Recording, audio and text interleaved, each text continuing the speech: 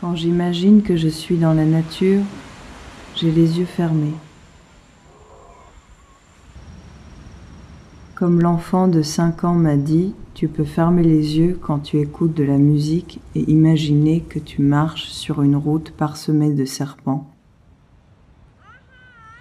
Sur la ligne de la côte, il y a une mouette abasourdie. Nous, les humains, pouvons aussi l'imiter. Sur la côte, après la pluie, les coquilles plus grandes apparaissent.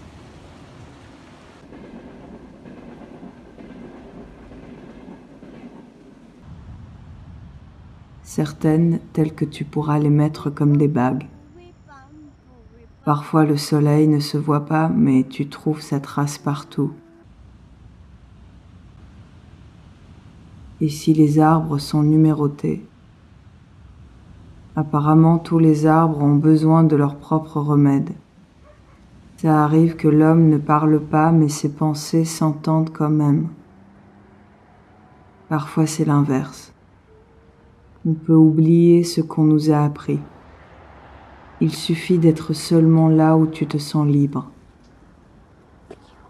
Quand il y avait beaucoup de monde dans un petit espace, j'avais mal aux pieds. Nous, les hommes, on invente des expressions et ensuite on fait peur l'un à l'autre. Quand les mouettes volent près de l'eau, ils nous annoncent le mauvais temps. Quand une coccinelle s'envole de la paume de main, c'est à l'inverse, il fera beau. Si tu mets ton oreille contre une coquille, tu entendras les voix d'une autre planète. C'est la même chose quand l'herbe bruisse. Les oiseaux volent en groupe, le ciel s'assombrit, les arbres mouillés changent de couleur, et j'ai vu un arbre couleur de phosphore. Ici d'un côté c'est l'eau et de l'autre le vert.